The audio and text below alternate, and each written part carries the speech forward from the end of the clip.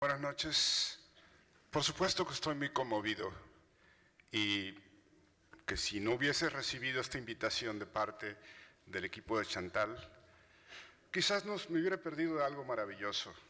Por supuesto que es un honor estar con tan distinguidas autoridades como la ministra de las Culturas, de Ciencia, que por cierto había conocido a Andrés en alguna ocasión, en alguna evaluación que vine a hacer aquí a Chile.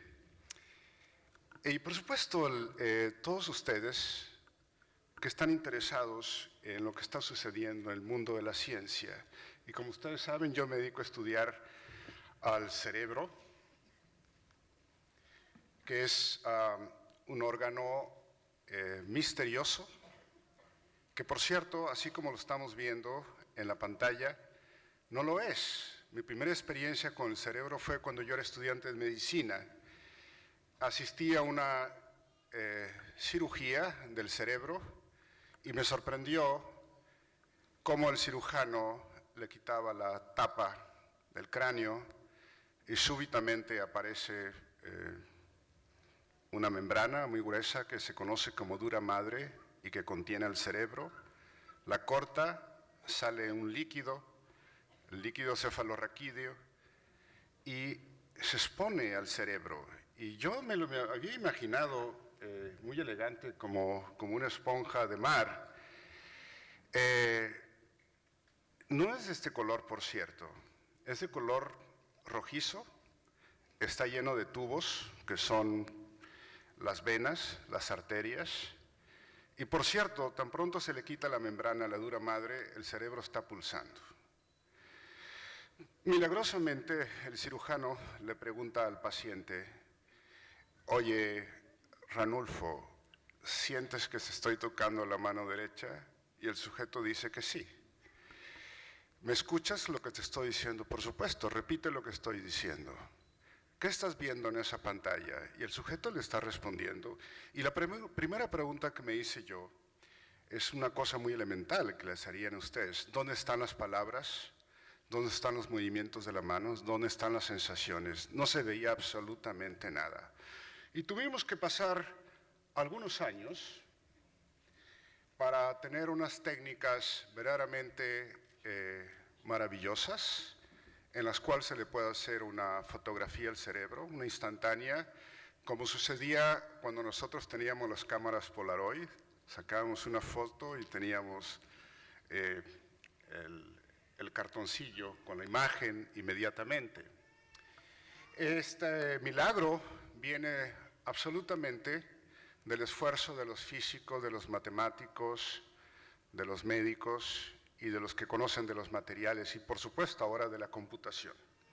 Y esto que tenemos aquí es una imagen de un cerebro que está vivo en ese instante y simplemente sobre la pantalla se le han puesto unas palabras y lo que se logra ver es que esta zona, la parte posterior del cerebro senciente, la nuca está por acá, la oreja izquierda está en esta parte de acá y la nariz aquí, el ojo izquierdo está en esta zona.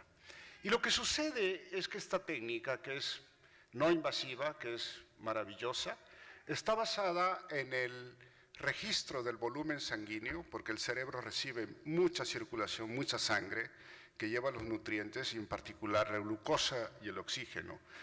Y las células que están en esta zona de aquí, que corresponden a la corteza visual, se encienden obviamente por la entrada de la información por el ojo y que llega aquí. Por cierto, esta técnica no puede distinguir entre las neuronas, que son las unidades procesadoras de información, y unas células que exceden más o menos como de 100 a 1, que se conocen como células gliales. Las dos consumen oxígeno y mucha glucosa. Y esta es la razón por la cual nosotros podamos ver esta imagen que a mí me parece maravillosa. Pero de la misma manera que podemos encender esta parte del cerebro con los estímulos visuales, también lo podemos hacer con los estímulos auditivos que entran por el oído e encienden esta parte del cerebro que se conoce como la corteza Conferencia. auditiva. Bienvenida. Y por supuesto, cuando hacemos un movimiento de alto orden, como lo estoy tratando de hacer en este momento, estoy moviendo mis labios, estoy hablando, es esta parte de mi cerebro que está encendida. Se conoce como la corteza motora y gracias a ella yo puedo hacer los movimientos masticatorios y puedo encender la parte de mi cara que me permite activar al aparato foniátrico. Por cierto, si yo tuviera este aparato y pudiera ir con ustedes y sacar las fotos, pues ustedes tendrían encendidas las diferentes partes de su cerebro que tienen que ver con estas funciones. Y por supuesto, estoy tratando de ser articulado, de decir algo inteligente, algo atractivo para ustedes. Y es en esta zona del cerebro, que se conoce como el área de Broca, en la parte más frontal de nuestro cerebro, donde se crean los conceptos, las palabras. Cuando por alguna maldita razón tenemos un accidente cerebrovascular, perdemos la capacidad para idear y, por supuesto, decir cosas inteligentes. No quiere decir que el cerebro no lo pueda hacer, es simplemente que ya no se puede expresar. A mí particularmente me fascina una pregunta que fue hecha por un filósofo griego hace más de 2000 años. Se llamó Demócrito y se le conoce por haber creado el concepto del átomo. Y él decía algo muy interesante y que eso no fue sino hasta finales de los años 80 que pudimos poner a prueba su hipótesis. Él decía que todos los objetos del mundo externo estaban constituidos de átomos y que estos átomos se movían y que entraban por el ojo, por el oído, por nuestras manos y que se iban al cerebro. Y que de alguna manera estos átomos en nuestro cerebro se organizaban y generaban imágenes isomórficas, es decir, imágenes muy cercanas a lo que era la realidad. Y con mucha frecuencia yo me he preguntado y le digo a mi esposa, mira, este objeto que está aquí enfrente en el campo visual es una manzana y me dice que no es una manzana, que es un durazno. Efectivamente, los problemas comienzan ahí que muchas veces no nos ponemos de acuerdo. Sabemos que es un fruto, pero es un fruto extremadamente complejo porque verán ustedes que tiene tamaño, tiene color, tiene textura, y si está colgado del árbol y pasa una ráfaga de aire, lo mueve. El cerebro instantáneamente capta todo eso y nos lo muestra de una manera muy vívida, de tal suerte que nos engaña y nos hace creer que es el ojo quien está viendo eso. No, estamos viendo con el cerebro. Esta capacidad, que es un milagro de la evolución y de nuestras funciones cognitivas, y que parece muy obvio para cada uno de nosotros, se vuelve extremadamente inestimable cuando por alguna razón perdemos esta capacidad. Y como decimos en mi país, y probablemente aquí también, nadie sabe lo que tiene hasta que lo pierde.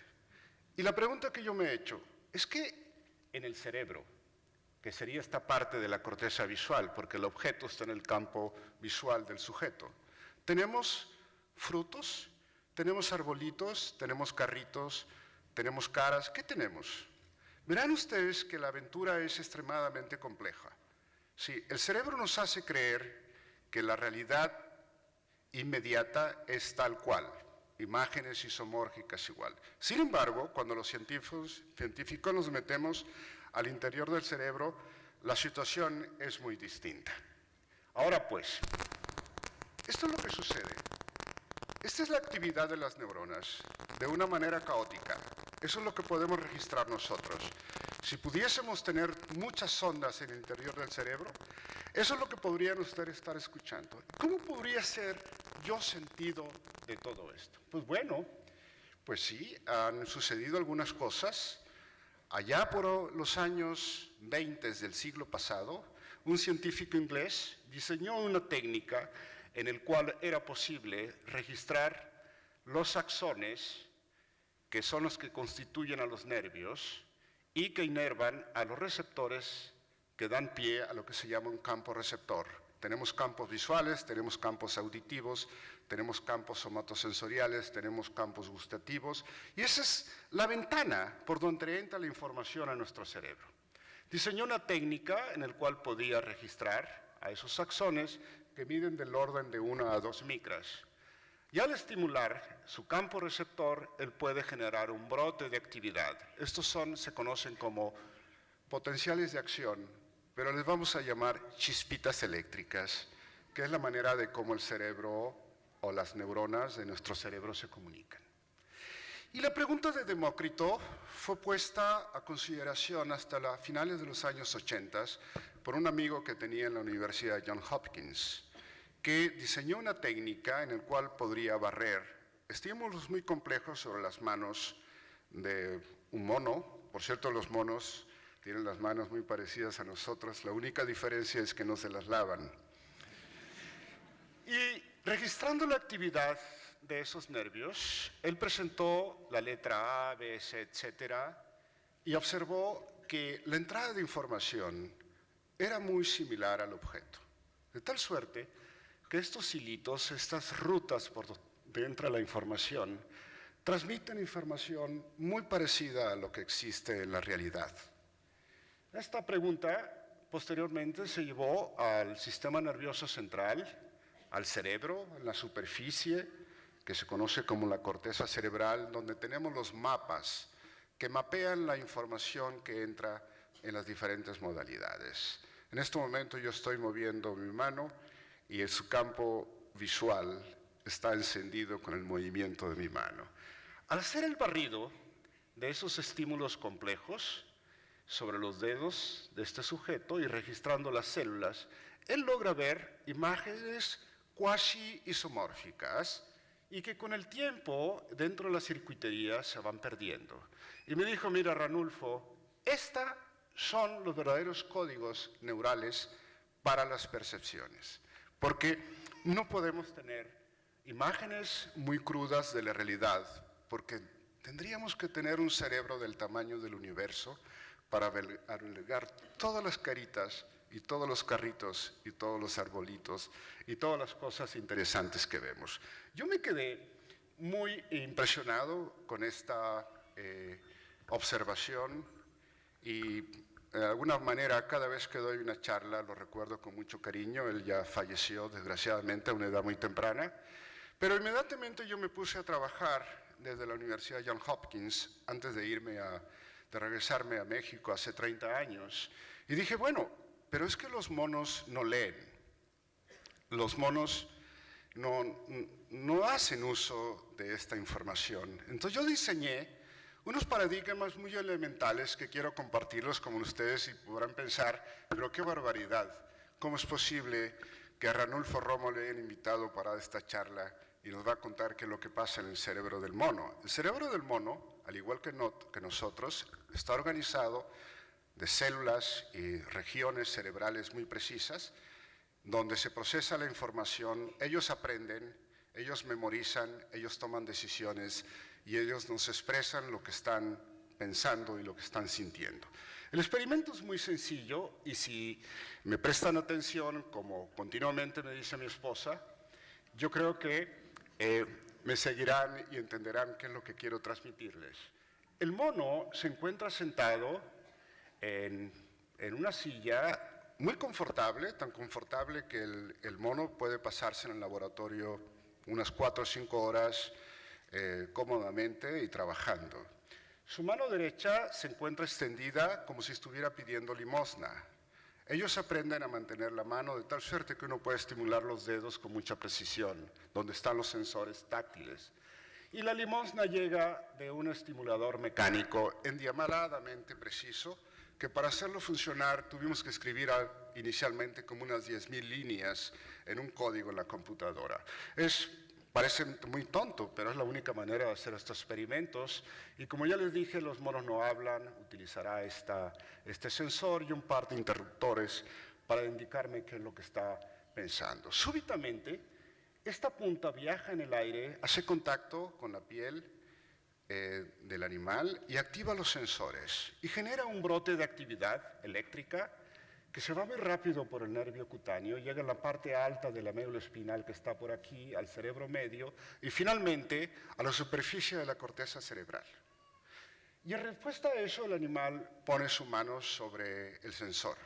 Eso quiere decir que el animal sintió algo en el dedo y en respuesta a eso coloca su manita. Por cierto, este es un acto motor voluntario de alto orden. Y es tan humilde lo que voy a decir que hasta este momento no sabemos cómo ocurre un acto motor voluntario. Quien alguno de ustedes lo descubra algún día se ganará el premio Nobel sin lugar a duda. Pero si ustedes me permiten, voy a seguir con esta charla. Súbitamente llega un primer estímulo aquí, un trenecito, y el mono tiene que prestarle atención, como yo lo hago con mi esposa. Después, el estimulador se calla y tiene que guardar esta información en memoria para que cuando llegue el segundo, haga una operación muy elemental, que es comparar esta cantidad contra esta. Y solamente lo puedo hacer si le presté atención a esta, la guardó en su memoria de trabajo, que es la que están usando en este momento ustedes, porque cada vez que yo estoy concatenando las palabras, su cerebro está guardando la palabra anterior en memoria de trabajo y al terminar la oración, ustedes más o menos pueden entender algo de lo que yo estoy tratando de comunicarles. Y en respuesta a esto, el animal aprieta este botón y me dice, efectivamente, Ranulfo, este estímulo es mayor que este, y para ustedes es muy fácil porque lo están observando. Y le damos una recompensa. Por cierto, todos los seres humanos y los animales andan en busca de una recompensa. Todos los que han asistido el día de hoy a esta charla y al evento es porque quieren ser recompensados con algo. A veces somos recompensados con aprender algo interesante, algo novedoso, y sobre todo con la paga que nos dan cada mes a nosotros los científicos, porque el día en que no nos lo dan nos sentimos frustrados. Hay un mecanismo cerebral muy poderoso en el interior de nuestro cerebro que da valor a la información, y yo tuve el gusto de descubrirlo junto con un colega alemán hace aproximadamente 30 años. Entonces, ese sistema es muy poderoso porque es lo que permite que mi animal trabaje en el laboratorio. Él va por su paga, que es el jugo de manzana. En otros estímulos sucede todo lo contrario y le pregunto si este es mayor que este y me dice, no, Ranulfo es menor, y lo recompenso, y esto es lo que hace por horas y horas.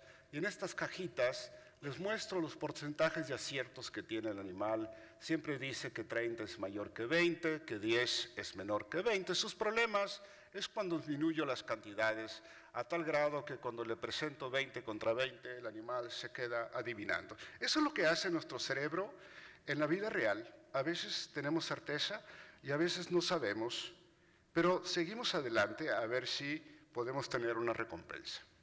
Lo bonito de esto es que podemos modelarlo de esta manera y podemos detectar sus umbrales, que son las cantidades mínimas que pueden discriminar, en este caso 2.6 Hz. Y la belleza de esto es que esta curva en verde corresponde a la de un sujeto humano, ese soy yo. Pero verán ustedes, trabajando bajo las mismas circunstancias, verán que no soy tan bueno como el animal. Ando en 2.9 contra 2.6 y siempre me he preguntado si con un poco de entrenamiento podría hacerlo también como el mono. Eso es algo muy bonito, pero me dice algo fundamental, que el cerebro de este animal, su aparato cerebral, quizás sea muy parecido al mío y yo podría descubrir los sustratos asociados con estos procesos. Y esta parte de mi charla les voy a mostrar qué es lo que hacemos en el laboratorio, qué hacen las neuronas con esta información mientras el animal está pensando, memorizando y tomando decisiones. Entonces, la primera parte tiene que ver cómo se representa la información, este parámetro de la información. Ese es el dominio de la fisiología sensorial. Por muchos años, por más de 200 años, los fisiólogos sensoriales quieren saber cómo se transmite la información al cerebro. Entonces, este dominio es muy elemental. Por cierto, ha sido recompensado hasta este momento con más de 10 premios Nobel por cosas muy elementales. El último consistió por el descubrimiento de las proteínas que transduce los estímulos olfativos. Y cada vez que veo este premio Nobel y hablamos de cómo procesa el cerebro, el premio Nobel se queda frustrado, porque él llegó hasta el receptor y ya no sabemos más cómo se representan los olores en el cerebro, el gusto y otra serie de cosas que recrean la actividad intelectual de nuestro cerebro. Bien, entonces, mientras el animal está sentado y está haciendo esta tarea, metemos unas sondas micrométricas con mucha precisión. La resolución son 50 micras para ir directamente a las células de su cerebro y registrarla con estas sondas, exactamente como lo hace un entrevistador cuando aproxima el micrófono cercano a mí para captar qué es lo que estoy diciendo. Lo que yo hago en este caso es acercar esta sonda no más allá de unas 15-20 micras del soma, porque el soma tiene ese tamaño, 10-15 micras aproximadamente. Y tenemos que hacer una cantidad de artificios para eliminar todas las ondas electromagnéticas y poder tener esas chispitas eléctricas de las neuronas. Y así es como se escuchan en el laboratorio. Esas cositas son los potenciales de acción, las chispitas que nos interesan a nosotros.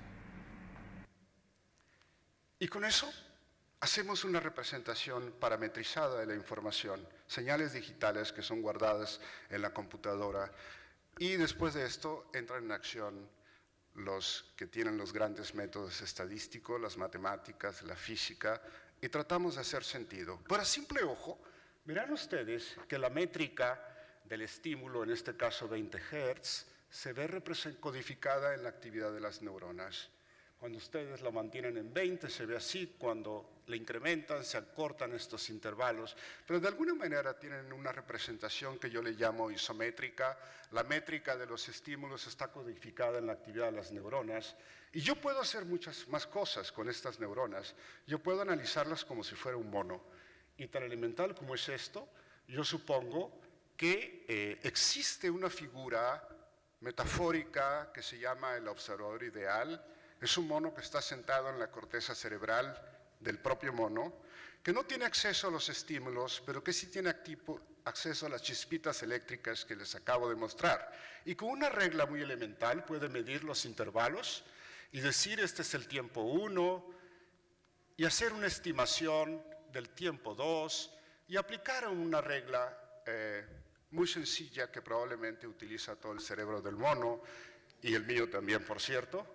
Si el tiempo 1, es mayor que este tiempo, por lo tanto, la frecuencia de este estímulo es mayor que esta, y esto es lo que resulta. La neurona, la curva en rojo, se empalma prácticamente con la curva verde, que es lo que está reportando el animal. Para nosotros esto es una demostración muy bella de que estas señales inevitablemente tienen que ver con lo que está pensando y decidiendo y sintiendo el animal. Sin embargo, los científicos somos muy desconfiados. ¿Será cierto que estas señales son importantes para esa operación mental del animal? Pues una manera de probarlo es muy sencilla. Yo voy y quito esas neuronas y se acabó la percepción. Y efectivamente, por accidente, ha sucedido y se acaba el experimento.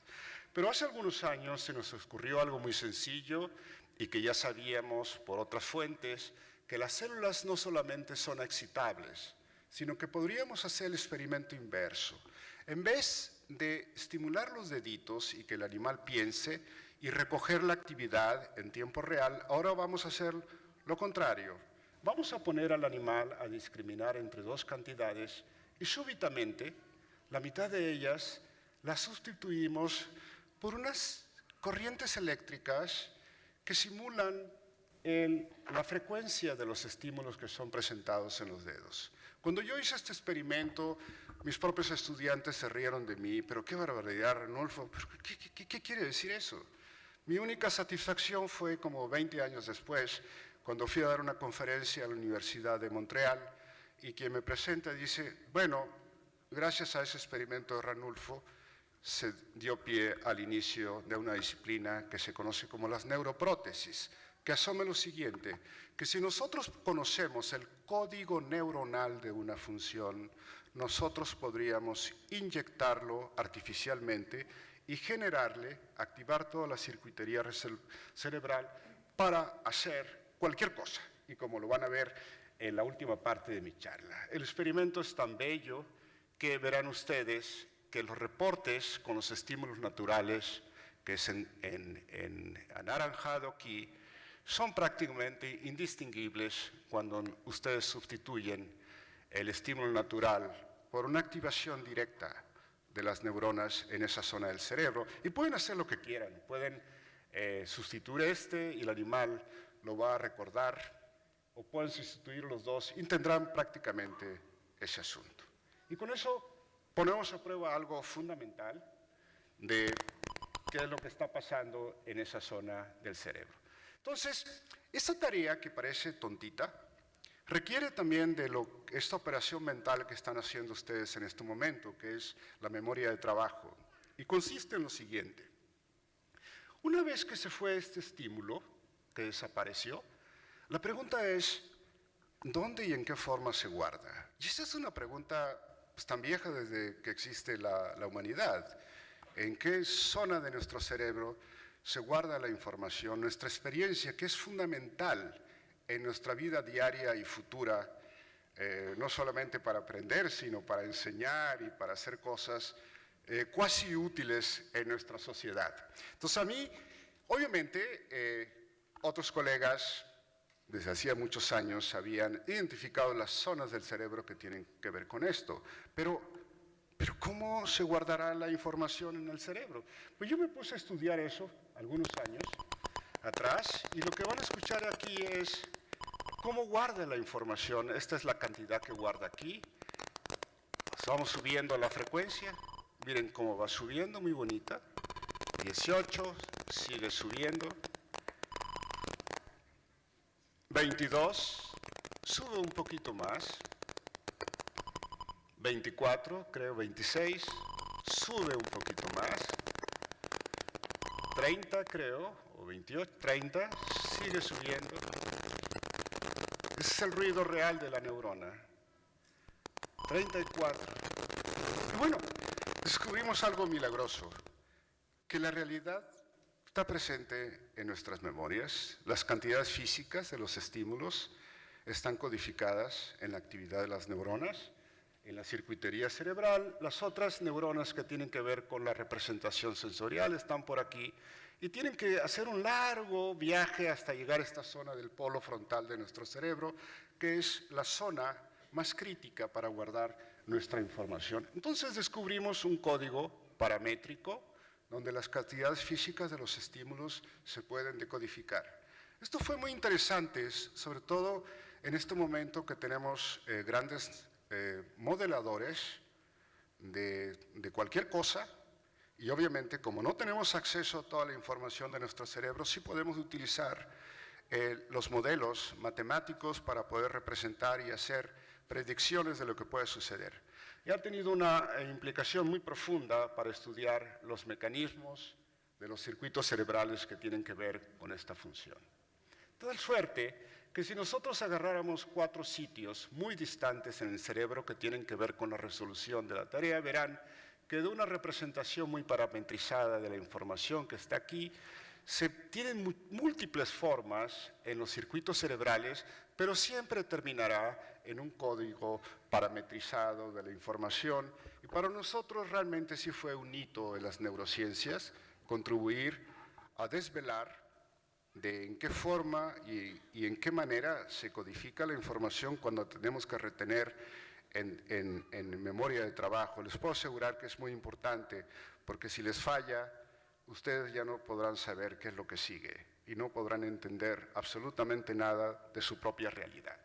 Bien, la última parte, bueno, este experimento es muy sencillo y les quiero adelantar de una vez que su percepción depende de una operación neuronal que se puede modelar matemáticamente, que consiste en 2 eventos.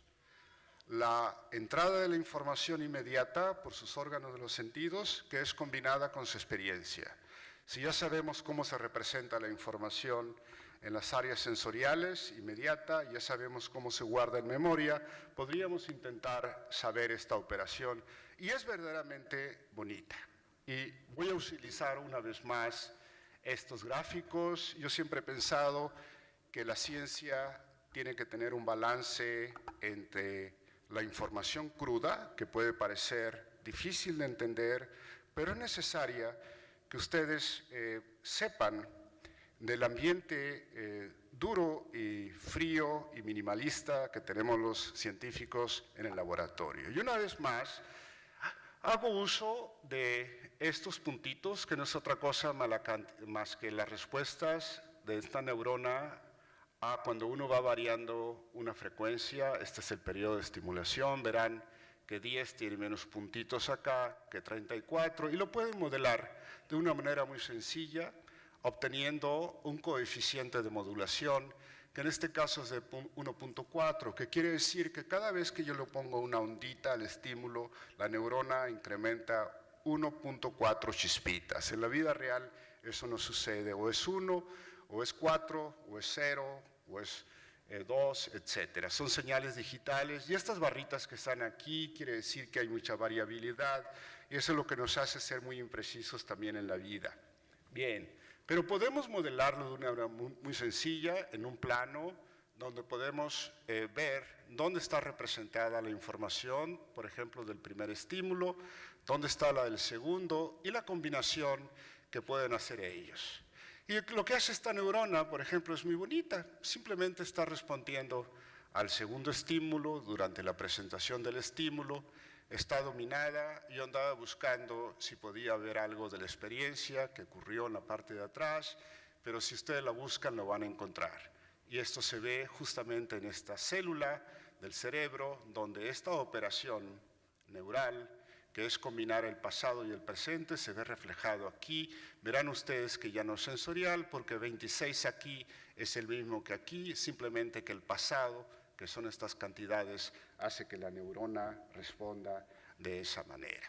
Bien, otra posibilidad es que si ustedes fueran unos marcianos y vieran esta figura, me dirían, pero Ranulfo, el animal está apretando un botón, el lateral aquí, y es el botón medial en este caso, y me diría simplemente es una neurona motora, pero matemáticamente esta es una neurona que combina ambas cantidades, y esta todavía es más interesante porque casi ya no llegó a la diagonal, y yo siempre me pregunté por qué. Esto es lo que sucede con el estímulo base. Verán que las distancias entre ambos no siempre son los mismos, y esa es la razón por la cual nosotros estamos sesgados en nuestra vida. O pesa la memoria, sobre todo en la gente adulta, o en los jóvenes lo que pesa es la información inmediata, porque casi no tienen experiencia, pero esta neurona refleja precisamente eso, y yo me pregunté por qué, y la respuesta está aquí. El estímulo comienza aquí, que está reflejado aquí, y lo que hace esta neurona es primeramente caminar por la horizontal. Eso quiere decir que está reflejando que el animal está acordándose de lo que pasó atrás. Es una ilusión de que está respondiendo al segundo estímulo, simplemente que está recordando lo que pasó atrás. Comienza a rotar esta célula hacia la diagonal, va combinando ya la información que está ocurriendo aquí. Este era un mono muy desconfiado, porque no quería que se le olvidara lo que había pasado antes. Así habíamos muchas personas también. Y lo que pasaba con este sujeto es que primeramente se acordaba, luego le prestaba atención lo que estaba pasando aquí, los combinaba, llegaba hasta la diagonal y terminando el estímulo llegaba a esta zona de ahí. Entonces, con estas fórmulas analíticas hemos podido decodificar en el cerebro todos los procesos que están ocurriendo a lo largo de la tarea. Estos puntitos son las células que responden al primer estímulo, siempre están en la horizontal. Estas son las que responden al segundo estímulo, siempre están en la vertical. Por lo tanto, es una codificación sensorial, no hay nada de memoria, no hay nada de decisión, no hay nada. Pero ya cuando ustedes se van al polo frontal, verán ustedes que tienen dos codificaciones, una positiva y una negativa para el mismo estímulo, y eso es muy importante porque las células están haciendo continuamente una operación de resta. Correlacionan, son dos neuronas espejo o grupos de neuronas espejos que hacen una operación de resta, y el resultado es consistente con lo que está codificando el animal. En la memoria, estas se quedan sintonizadas de la misma manera, aquí no hay nada, y para la comparación están la memoria, la información sensorial y la comparación de ambos, que es muy consistente con la toma de una decisión. Sin esta información, el sujeto nunca podría reportarme absolutamente algo de lo que está pasando. Y otros circuitos cerebrales reciben una copia, una instrucción de la toma de decisión que es muy consistente con lo que está haciendo el animal. Entonces, circuitos cerebrales muy distantes están trabajando de una manera coordinada para pasarse la información, es lo que pasa en su cerebro cuando van a tomar una decisión, tienen que hacer uso de la información del mundo externo, tienen que hacer uso de la información interna, combinarlas y llegar a una decisión que es consistente con lo que ustedes quieren, aunque siempre hay muchos errores. Entonces, en resumidas cuentas, los circuitos cerebrales, unos muy sensoriales, otros que evalúan la información que están por acá y otros que tienen que ver con la toma de decisiones. Y esto es verdaderamente fantástico, porque eso quiere decir que tenemos muchos circuitos cerebrales que tienen que ver con sensar el mundo y que tenemos muchísimos circuitos cerebrales que tienen que ver con la retención de información, con la experiencia. Y tenemos muchos circuitos cerebrales que tienen que ver con la toma de decisiones. Y yo siempre he pensado que si por alguna razón me portara mal y tuviera solamente un centro de la memoria, que sería este, por ejemplo, y me porto mal y llego a casa y mi esposa se molesta conmigo y me da un golpe en la cabeza y me mata ese circuito, pues se acabó mi memoria. Pero no, hay alternativas para los que están aquí. Si les eliminan este, les quedan todos estos y hay todavía muchos más. Y si por alguna maldita razón tuviéramos solamente un circuito para la toma de decisión y me pasara ese asunto, no, hay esperanza, porque tenemos muchos más circuitos. Y eso me regresa a mis estudios de los años 80, cuando estábamos estudiando los problemas del Parkinson. El Parkinson se expresa cuando nosotros hemos perdido el 80% de unas neuronas que son clave. Mientras tanto, hay un proceso degenerativo muy compensativo también y que no hace que se expresen los problemas motores. Hasta que tenemos un 80% perdido esas neuronas, yo empiezo a tener problemas para moverme. Sucede exactamente lo mismo con una enfermedad neurodegenerativa terrible que es el Alzheimer. También aproximadamente 80%, cuando se pierde el 80% de las neuronas que tienen que ver con la memoria, es cuando se expresa ya de una manera dramática el que ya el sujeto es un muerto viviente porque ya no tiene experiencia. Entonces, una información relevante, un legado de estos experimentos, es que tenemos muchos circuitos cerebrales para la memoria y tenemos muchos para la toma de decisiones y que sería muy importante diseñar métodos para poder prevenir y detectar en qué momento comienzan a ser perdidos. La última parte de mi charla es un experimento muy dramático que fue realizado por un amigo mío en el Instituto Tecnológico de California, basado en los experimentos de microestimulación, en el cual podemos generarle la ilusión al animal de que está sintiendo con los dedos sin tocarlos. Entonces, lo que hizo mi amigo Richard Anderson es implantar estos sensores en una zona de la corteza cerebral. Así es como se ve, por cierto, el cerebro, este pedacito de acá. Vean ustedes los vasos sanguíneos y toda la circulación sobre el cerebro. Estos son estos implantes que se quedan ahí crónicamente, que pueden registrar la actividad de las neuronas. Y el experimento clave para él era si podía, al estimular esta zona del cerebro, generar sensaciones naturales como son las que tenemos con los estímulos naturales. Y el experimento es muy sencillo. Esta es la grilla donde están los sensores, que los conoce muy bien, son diferentes arreglos, uno que está por acá, otro por acá, y habrá un momento en el cual se va a cambiar de color y uno de estos significa que se le insertó información y después se le va a preguntar al sujeto qué sintió. Ahora, la clave de todo esto es que el sujeto es cuadripléjico. Está cercenado en la parte alta de la médula espinal, su cerebro está desconectado de las zonas que tienen que ver con las sensaciones de la cabeza para abajo. ¿Qué sucede al estimular uno de estos sitios, por ejemplo aquí? le pregunta, ahí están los estímulos.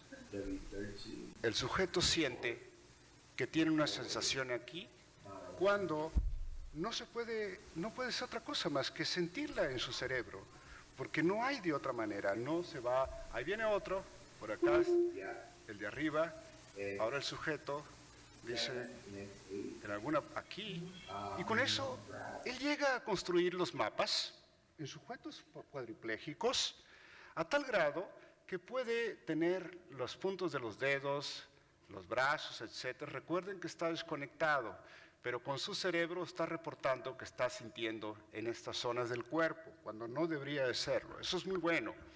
Y el tipo de sensaciones que genera estimulación son todo este tipo de cosas muy interesantes. A él le interesaba algo fundamental, que lo voy a combinar con un video dentro de un minuto, que será la culminación de mi charla. Pero nótese la importancia de la experimentación muy bien controlada en el laboratorio, con sujetos subhumanos, y ahora tener la certeza de que podemos ir a explorar procesos muy complejos en el cerebro humano. Entonces, también hemos descubierto no solamente las sensaciones de las manos, sino también los procesos cerebrales que tienen que ver con la intencionalidad. Cada vez que ustedes quieren hacer algo, sus circuitos cerebrales se encienden y codifican la intención de hacer un movimiento enteramente propositivo, y sabemos con mucha precisión que hay zonas del cerebro que están por aquí donde las células se encienden y mandan información a esta circuitería de la parte anterior para hacer un movimiento tan elemental como, por ejemplo, escribir el nombre sobre un cuaderno. Entonces, son distintas zonas del cerebro que se encienden, pero que van codificando la información de una manera muy precisa hasta que finalmente llegan a la médula espinal para hacer que se contraigan los músculos y que ustedes puedan mover el brazo. La belleza de este asunto y la tristeza, es irónico todo esto, es que ha sido probado con sujetos cuadriplégicos, donde la información que emana del cerebro y que tiene que ir a la médula espinal está bloqueada. Es normal porque está cortada la ruta de la información del cerebro a la médula espinal. Por lo tanto, el sujeto puede tener la intención de hacer un movimiento, pero nunca poderlo ejecutar.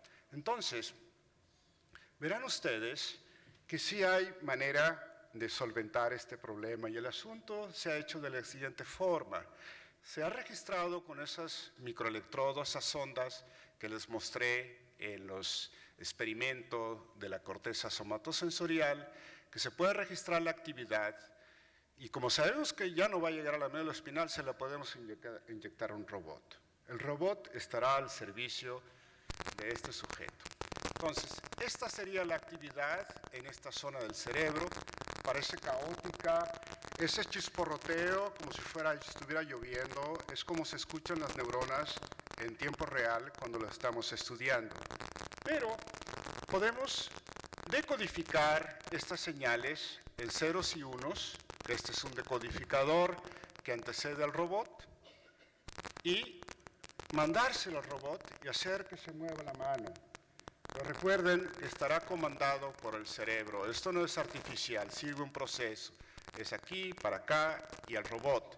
Y finalmente, con esto quisiera terminar para que vean ustedes el encuentro de dos grandes disciplinas con dos modelos, uno animal y otro humano, y la esperanza de que algún día podemos resolver algunos problemas verdaderamente dramáticos, como es lo que sucede con este sujeto que está cuadripléjico.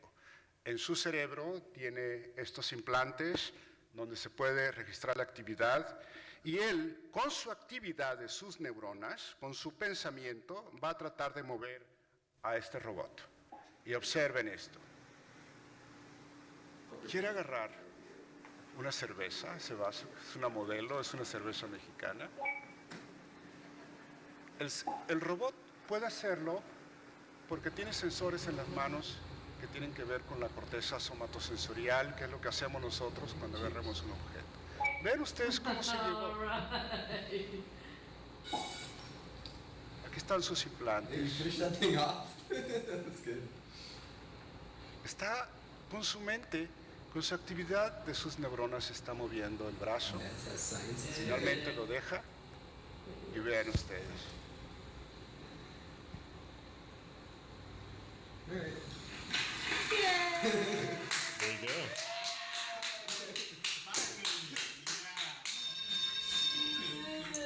Did it! Did it!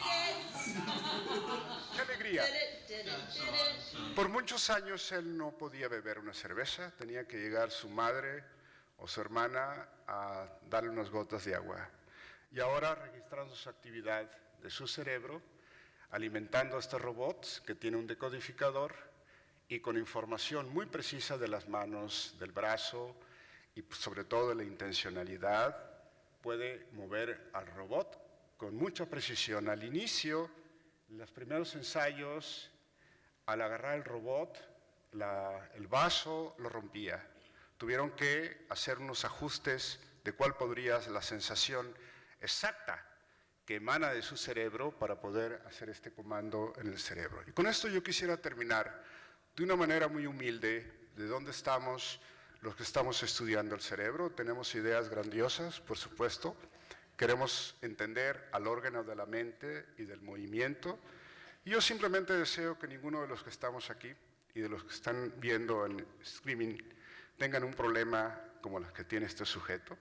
Pero la ciencia avanza y esperemos que algún día podamos reconectar al cerebro con la médula espinal para que cuando sucede estas desgracias podemos de una manera precisa mandar los comandos desde el cerebro otra vez para poder movernos, para pensar y para hacer una serie de cosas que nos hacen muy libres. Es lo que pensamos, aunque yo pienso que somos títeres de nuestras células, de nuestras neuronas.